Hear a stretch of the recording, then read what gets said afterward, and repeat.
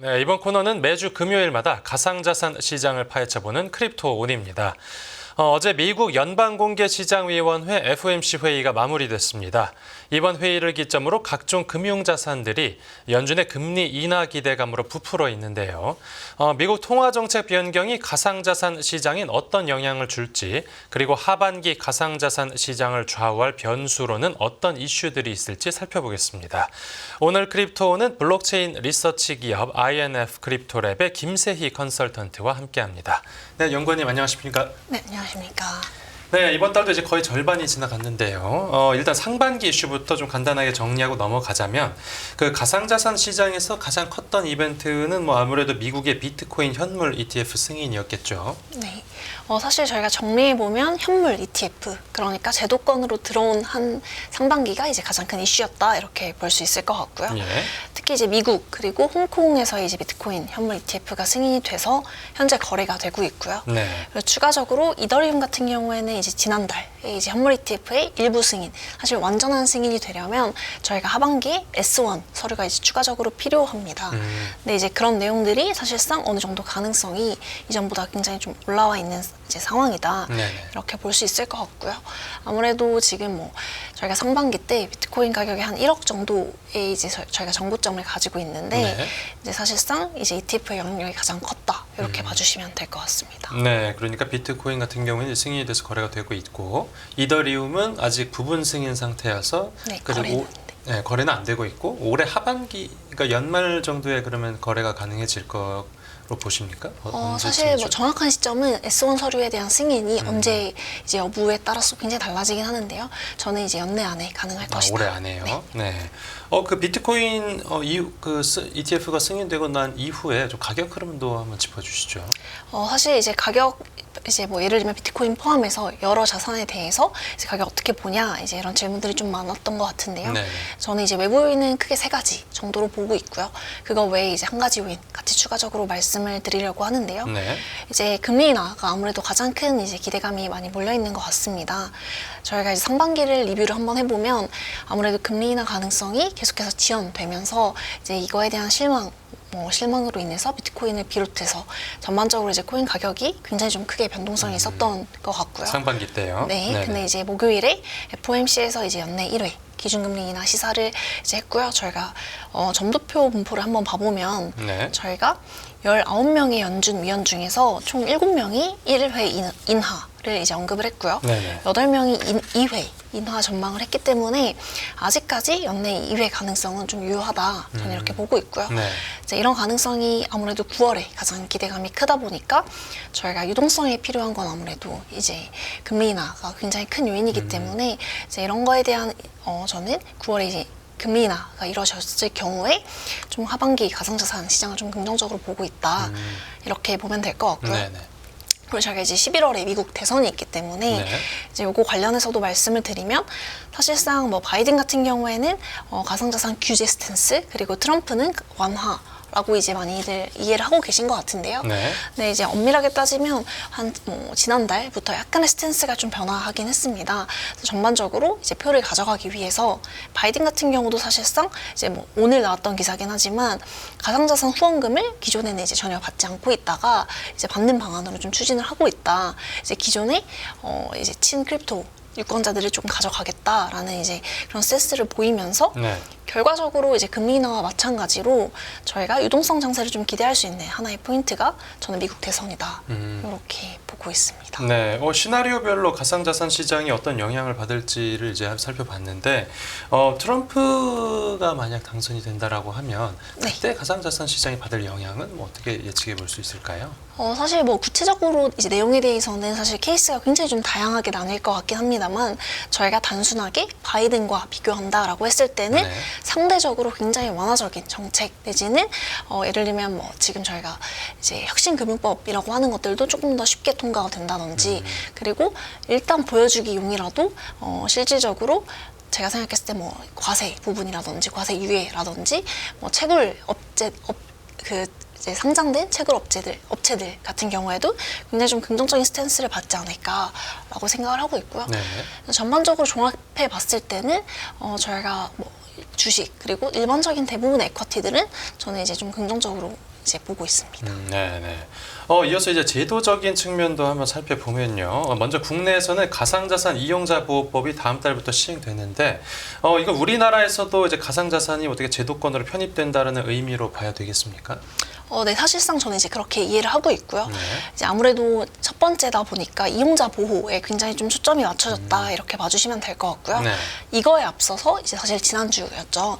이제 이번 주였죠. 이제 금융위원회에서 NFT에 대한 이제 언급을 굉장히 좀 빠르게 선제적으로 이제 가이드라인을 발표를 했는데요. 대체 불가 토큰 네, 말씀하시는 맞습니다. 거죠? 네. 네, 이제 NFT 같은 경우에도 어떤 경우에 가상자산으로 판단을 하고 네. 어떤 경우에 증권으로 들어가는지 일반적인 케이스에 있어서는 대부분 증권이 아니지만 이제 증권으로 편입되는 케이스에 대한 이제 가이드라인을 명확하게 좀 했습니다. 네. 그러면서 사실상 이것 또한 가상자산 이용자 보호법 시행 전에 이제 좀 확실하게 하는 하나의 스탠스다 이렇게 볼 수 있을 것 같고요. 특히나 최근에 뭐 미국 같은 경우에도 현물 ETF 출시했고 국내 같은 경우에 이제 거래가 불가능하기 때문에 네. 이제 이런 것들에 대한 논의 이전에 사실상 제도를 먼저 좀 정비를 했다. 저는 이렇게 보고 있고요. 네. 그리고 이제 이거와 더불어서 5월 같은 경우에 이제 FIT 21이라고 해서 이제 금융혁신법이 하원에서만 이제 통과가 됐는데요. 미국에서요? 네, 아마 상원에서 연내 통과는 좀 쉽지 않겠다라고 보고 있긴 하지만 이제 이거에 대한 언급이 계속하면 될수록 사실상 크립토 산업에 대한 긍정적인 스탠스는 좀 유지되지 않을까라고 판단을 하고 있습니다. 네, 네. 그런데 그 NFT 아까 말씀해 주신 그 대체 불가 토큰이라는 게 뭐 증권인지 상품인지 이게 왜 중요한 겁니까? 사실상 증권이다라고 하면은 저희가 일반적으로 저희가 많은 거래소를 통해서 이제 이루어지고 있는데 이제 그런 네. 것들이 다 불가능하게 됩니다. 증권이 되면요? 네, 증권 같은 경우에는 명확하게 국내는 증권은 거래할 수 있는 곳들과 그 다음에 네. 저희가 거래할 수 있는 사람들에 대한 이제 어느 정도의 그 라이선스가 제한적으로 적용이 되기 때문에 저희가 기존에 뭐 NFT를 발행하거나 혹은 이용자 한에서도 굉장히 좀 축소될 수 있기 때문에 저희가 이런 부분들이 좀 논의가 많이 되고 있는 것 같고요. 그래서 이제 이번에 제가 미국 같은 경우는 NFT가 일단 가이드라인에 포함이 되지 않아 있습니다. 예. 다만 이제 국내 같은 경우에는 예외적인 케이스로 워낙 이제 일반 기업들에서 NFT 관련 논의들을 많이 하다 보니까 좀 가이드라인을 선제적으로 미국보다 오히려 좀 빠르게 준 케이스다 이렇게 봐주시면 될 것 같고요. 네. 그 먼저 설명해 주신 가상자산 이용자 보호법도 이제 하나 궁금한 게 있는데 그 이용자 보호를 어떤 식으로 뭐 얼마 뭐 예금자 보호법처럼 어떤 금액을 정해놓고 일정 그 규모에 대해서는 이제 뭐 국가에서 보상을 해주는 그런 식으로 해주는 겁니까? 이제 사실 그거는 아마 추후에 조금 더 논의가 될 것 같고요. 근데 그 이전에 저희가 이제 기존에 뭐 업비트든 빗썸이든 이용할 때는 중간에 하나의 은행을 좀 이용하지 않습니까? 네. 예를 들면 뭐 K뱅크가 될 수도 있고요. 뭐 농협은행. 근데 이제 그걸 통해서 업비트가 고객 예치금을 보유하고 있는 거에 대해서 이자를 지급하진 않았습니다. 근데 이제 그런 부분에 대한 이자 지급이라든지 이용자들이 실질적으로 이용함에 있어서 조금 더 보호를 받을 수 있는 것들, 뭐 기존의 특근법을 좀 더 강화하는 방안 플러스 뭐 예를 들면 이용자 예치금에 관한 내용들 뭐 이런 게 좀 포함이 될 수 있을 것 같고요.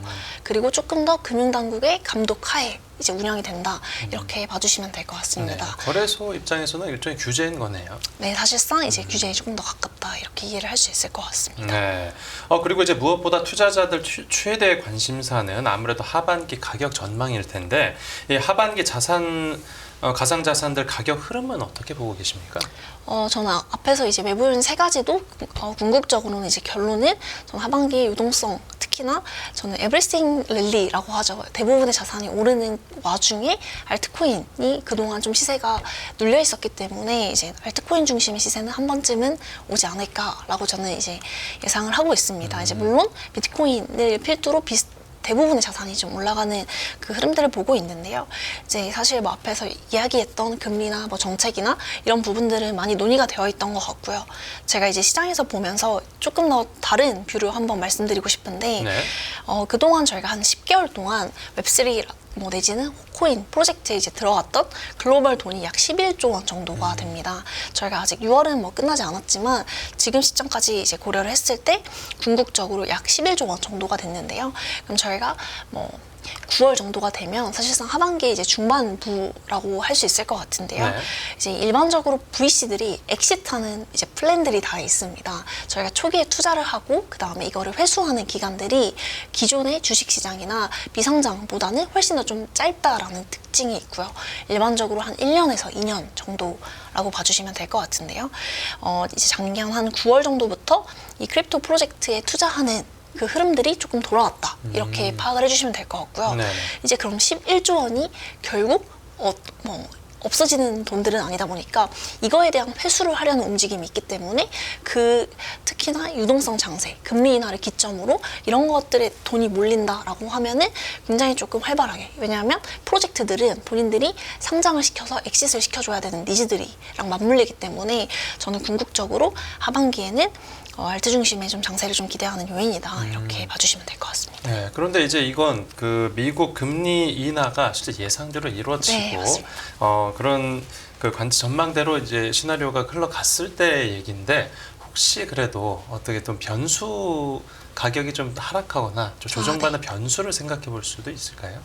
예를 들어서 이제 지금의 컨센은 9월에 이제 금리 인하 기대감이 있다라고 이제 깔려 있는 상태인데, 예를 들어서 9월에 이제 금리 동결이 나온다던가 이제 이런 것들이 굉장히 크게 좀 예민하게 반응할 수 있는 단계다, 저는 이렇게 평가를 하고 있고요. 네네. 특히나 이제 이더리움 현물 ETF에 높은 승인 기대감이 이미 반영이 되어 있기 때문에, 예를 들어서 이거에 대한 지연이 조금 더 지속될 것 같다라는 스탠스 내지는 뭐 미국 대선을 앞두고 조금 더 지지부진한, 그러니까 예상과 다른 어떤 이제 정책 기조라든지 이런 것들은 사실상 가상자산에 조금 좋지 않은 이제 영향을 가져오는 요인들이 되지 않을까라고 생각을 하고 있습니다. 네, 저 하나만 더 여쭤보자면, 그 이제 올해 현물 ETF 상장 하반기에 그 국내에서도 이제 비트코인이나 이더리움 관련 어떤 토종 ETF를 거래할 수 있게 되는 것도 생각해 볼 수 있을까요?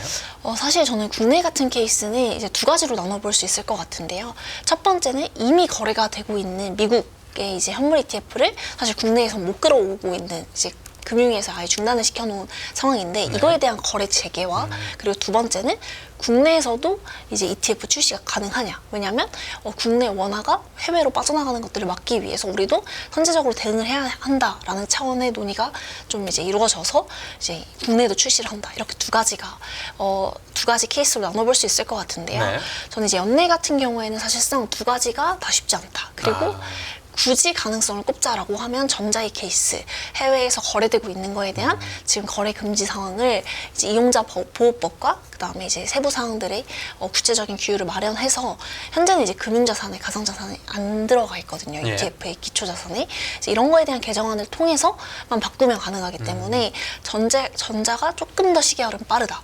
다만 이제 후자 ETF 국내에서 이제 논의가 되려면 사실상 굉장히 세부적으로 해야 되는 단계들이 많거든요. 예를 들면 AP와 LP라고 ETF를 만들기 위해서는 유동성을 공급해주는 사람들, 이거는 기존에 다 증권사가 해왔거든요. 근데 네. 이런 것들을 과연 증권사는 가상자산을 취급할 수 있는가, 이런 논의들이 아직까지 남아 있고요. 이제 그런 것들 내지는 그 다음에 이거는 수탁은 과연 누가 할 것인가, 그리고 이거를 허락해줬을 때 어떤 영향을 미칠 것인가에 대한 논의가 아직까지는 조금 더 남아 있는 문제점들이 많기 때문에 저는 연내는 조금 쉽지 않지 않을까라고 생각하고 있습니다. 네, 알겠습니다. 네, 오늘 크립토는 INF 크립토랩의 김세희 컨설턴트와 함께했습니다. 네, 오늘 이야기 잘 들었습니다. 네, 감사합니다.